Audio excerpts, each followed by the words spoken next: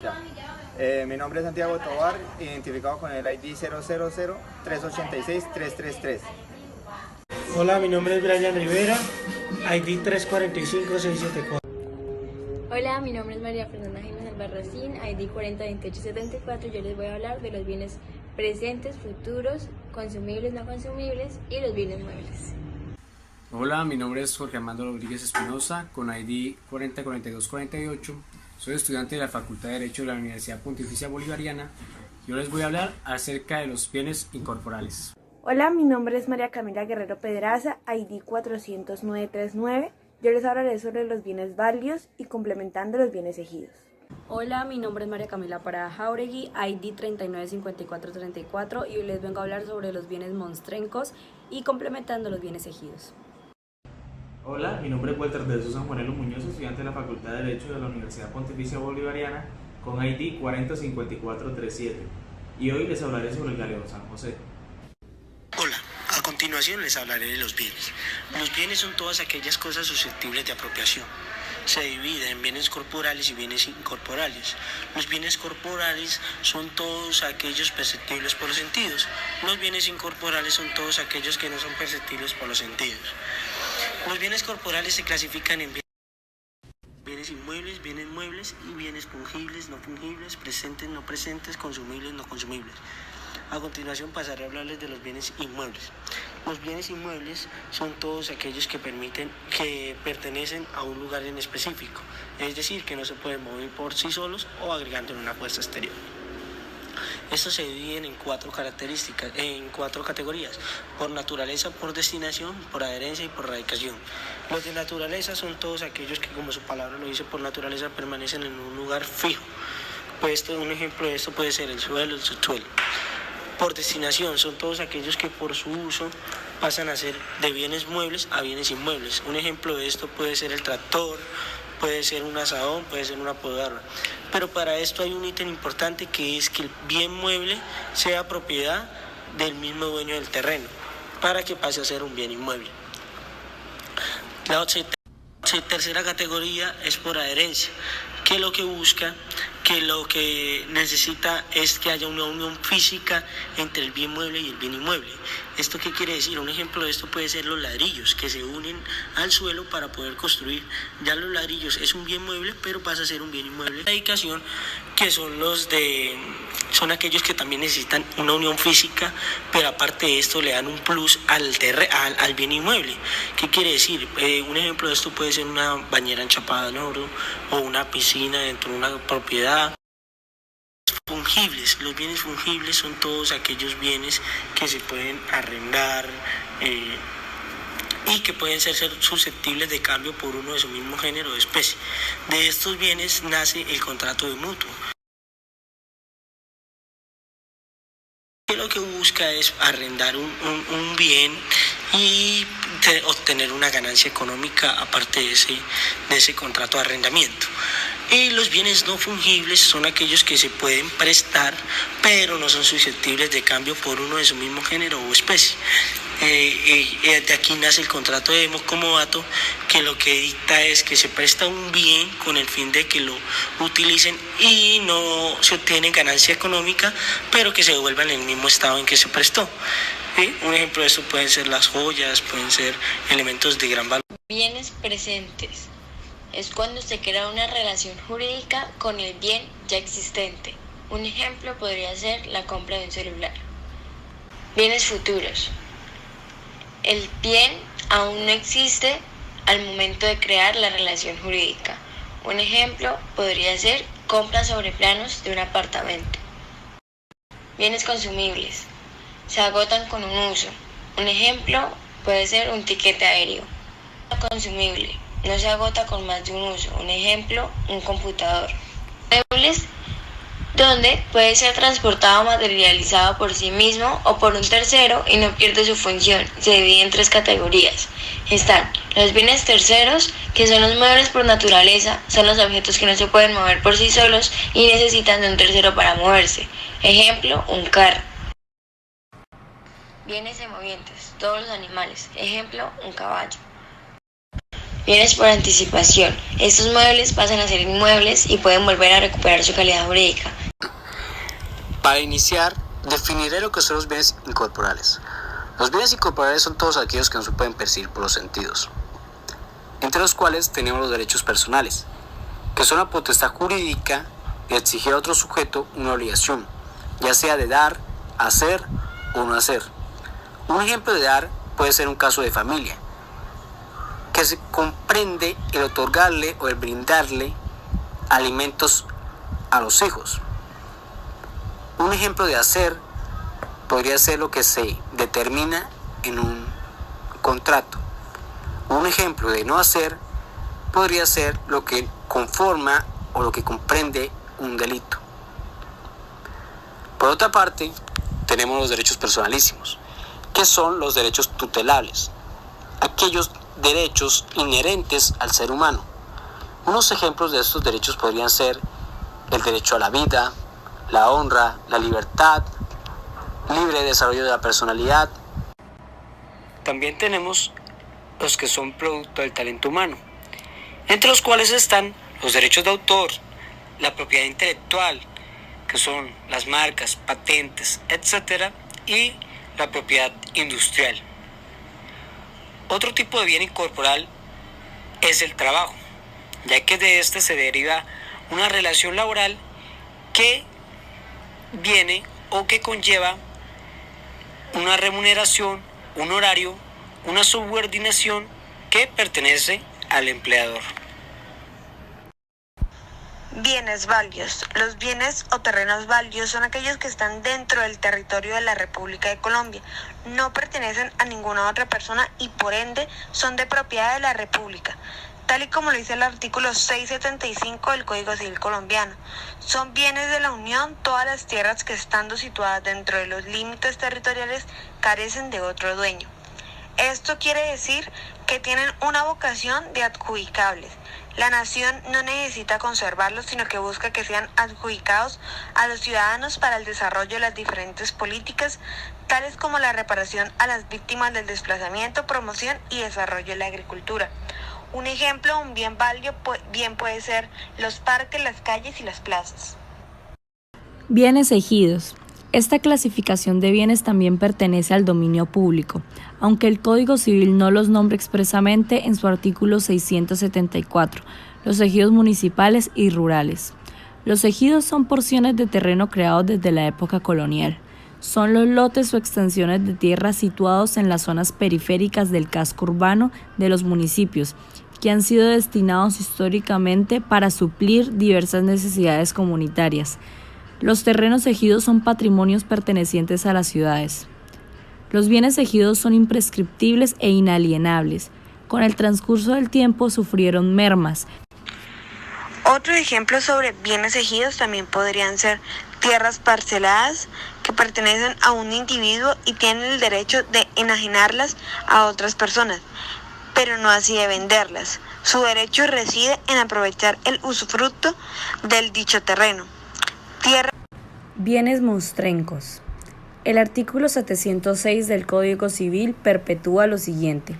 Estímense bienes vacantes los bienes inmuebles que se encuentren dentro del territorio respectivo a cargo de la nación, sin dueño aparente o conocido, y monstrencos los bienes muebles que se hallen en el mismo caso. Bienes vacantes son aquellos inmuebles sobre los cuales se ejerció la propiedad privada, pero que aparecen en el momento sin dueño aparente o conocido. Bienes monstrencos son bienes muebles que han tenido dueño particular, pero han sido abandonados material y jurídicamente, y no se sabe quién es el dueño aparente. Los bienes monstrencos existen en el territorio nacional, pertenecen al Instituto Colombiano de Bienestar Familiar. En cambio, los bienes vacantes pertenecen en su totalidad al Fondo Nacional Agrario, tal como lo dispone el numeral 8 del artículo 16 de la Ley 160 de 1994. Pero, ¿qué sucede si el dueño de un bien, ya sea vacante o monstrenco, aparece? Se pueden presentar dos situaciones. La primera, que aparezca el dueño antes de que hayan sido vendidos por el Estado. En este caso, le será restituido el bien, pero éste deberá pagar los gastos de conservación y los demás gastos en que hubiera incurrido la persona que denunció el bien vacante. Pero cuando la cosa ha sido enajenada, la cosa se mirará irrevocablemente perdida para el dueño, como lo establece el artículo 709. Según el artículo 700 del Código Civil, un tesoro es una especie de invención o hallazgo de monedas, joyas u otros efectos preciosos elaborados por el hombre que han estado sepultados o escondidos por un largo tiempo. Mientras que por otro lado el Código Civil contempla en su artículo 710 el manejo de las especies náufragas que se salvaren, mencionando que deberán ser restituidas por la autoridad a los interesados, mediante el pago de las expensas y gratificación de salvamento. De no llegar a aparecer interesados dentro de los 30 días del naufragio, se llegará a proceder mostrenca a las especies salvadas. En conclusión, el galeón San José no es un tesoro, ya que no fue sepultado ni escondido, sino que fue producto de un naufragio. Y por esta razón se podría llegar a considerar una especie náufraga, pero más que eso es un patrimonio cultural sumergido, que son todos los rastros de existencia humana que tengan un carácter cultural, histórico u arqueológico, que hayan estado bajo el agua, parcial o totalmente, por al menos durante 100 años dentro del territorio nacional. Bienes ejidos. Esta clasificación de bienes también pertenece al dominio público, aunque el Código Civil no los nombra expresamente en su artículo 674, los ejidos municipales y rurales. Los ejidos son porciones de terreno creados desde la época colonial. Son los lotes o extensiones de tierra situados en las zonas periféricas del casco urbano de los municipios, que han sido destinados históricamente para suplir diversas necesidades comunitarias. Los terrenos ejidos son patrimonios pertenecientes a las ciudades. Los bienes ejidos son imprescriptibles e inalienables. Con el transcurso del tiempo sufrieron mermas. Otro ejemplo sobre bienes ejidos también podrían ser tierras parceladas que pertenecen a un individuo y tienen el derecho de enajenarlas a otras personas, pero no así de venderlas. Su derecho reside en aprovechar el usufructo del dicho terreno. Bienes monstrencos. El artículo 706 del Código Civil perpetúa lo siguiente. Estímense bienes vacantes los bienes inmuebles que se encuentren dentro del territorio respectivo a cargo de la nación, sin dueño aparente o conocido, y monstrencos los bienes muebles que se hallen en el mismo caso. Bienes vacantes son aquellos inmuebles sobre los cuales se ejerció la propiedad privada, pero que aparecen en el momento sin dueño aparente o conocido. Bienes monstrencos son bienes muebles que han tenido dueño particular, pero han sido abandonados material y jurídicamente, y no se sabe quién es el dueño aparente. Los bienes monstrencos existen en el territorio nacional, pertenecen al Instituto Colombiano de Bienestar Familiar. En cambio, los bienes vacantes pertenecen en su totalidad al Fondo Nacional Agrario, tal como lo dispone el numeral 8 del artículo 16 de la Ley 160 de 1994. Pero, ¿qué sucede si el dueño de un bien, ya sea vacante o monstrenco, aparece? Se pueden presentar dos situaciones. La primera, que aparezca el dueño antes de que hayan sido vendidos por el Estado. En este caso, le será restituido el bien, pero éste deberá pagar los gastos de conservación y los demás gastos en que hubiera incurrido la persona que denunció el bien vacante. Pero cuando la cosa ha sido enajenada, la cosa se mirará irrevocablemente perdida para el dueño, como lo establece el artículo 709. Según el artículo 700 del Código Civil, un tesoro es una especie de invención o hallazgo de monedas, joyas u otros efectos preciosos elaborados por el hombre que han estado sepultados o escondidos por un largo tiempo. Mientras que por otro lado el Código Civil contempla en su artículo 710 el manejo de las especies náufragas que se salvaren, mencionando que deberán ser restituidas por la autoridad a los interesados, mediante el pago de las expensas y gratificación de salvamento. De no llegar a aparecer interesados dentro de los 30 días del naufragio, se llegará a proceder mostrenca a las especies salvadas. En conclusión, el galeón San José no es un tesoro, ya que no fue sepultado ni escondido, sino que fue producto de un naufragio. Y por esta razón se podría llegar a considerar una especie náufraga, pero más que eso es un patrimonio cultural sumergido, que son todos los rastros de existencia humana que tengan un carácter cultural, histórico u arqueológico, que hayan estado bajo el agua, parcial o totalmente, por al menos durante 100 años dentro del territorio nacional. Para comprender mejor las condiciones sobre las que el galeón San José fue hundido, es necesario comprender que ese barco partió desde Cádiz el 10 de marzo de 1706 con destino a Cartagena. Durante esa época se desarrollaba la Guerra de Sucesión Española y por tanto en esas aguas se encontraban fuertes flotas inglesas que obviamente tenían un carácter hostil hacia las flotas españolas. Sin embargo, el rey Felipe V ordenó que se brindara una fuerte protección al galeón San José con alrededor de 26 navíos más. El mes de mayo, el galeón San José llega a Cartagena y de ahí partiría hacia Portobelo con la carga con la cual se hundió, que era una gran cantidad de oro, plata y otros objetos valiosos que provenían del Virreinato de Perú. Sin embargo, su partida a Portobelo se dilató por 2 años y por tanto el 2 de febrero de 1708, su capitán, el general José Fernández de Santillán, por fin resuelve partir acompañado de la flota de protección. En 1708 el barco fue hundido cerca de las playas de Barú, en lo que se conoce como la Batalla de Barú, que ahora hace parte del mar territorial de Cartagena de Indias, por tanto de Colombia. El galeón San José, al ser una de las mayores flotas con las que se envió Felipe V hacia Colombia con el fin de llevar gran parte de la carga, llevaba entre sus objetos valiosos alrededor de 11 millones de pesos de la época. Desde 1708 no se tenía registro del navío, hasta que en la presidencia de Belisario Betancourt anunció que buscaría rescatar y ubicar el navío.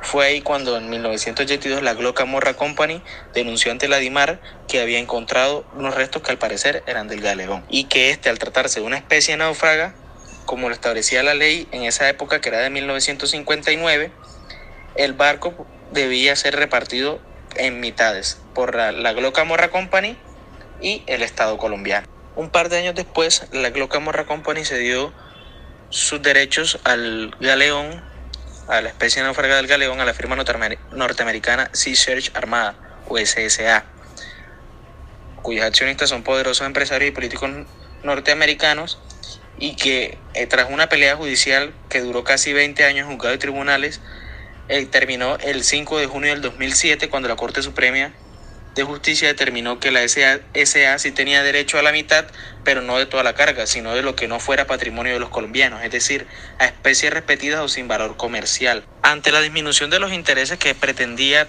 obtener la SSA con los derechos que le cedió la Gloca Morra Company por el 50% de lo que equivaldría el galeón San José, demandó al Estado colombiano para que indemnizara y le pagara no solo la mitad, sino la totalidad de la carga, que se estimó en $17.000 millones en 2011.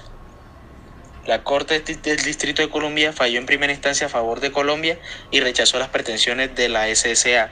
Y el 8 de abril de 2013 Colombia ganó la batalla definitiva cuando la Corte de Apelaciones de Washington D.C. le dio la razón. Por tanto, como se puede entender, el galeón San José está visto como una especie náufraga y que su valor cultural debe ser sobreprotegido y guardado por el Estado colombiano.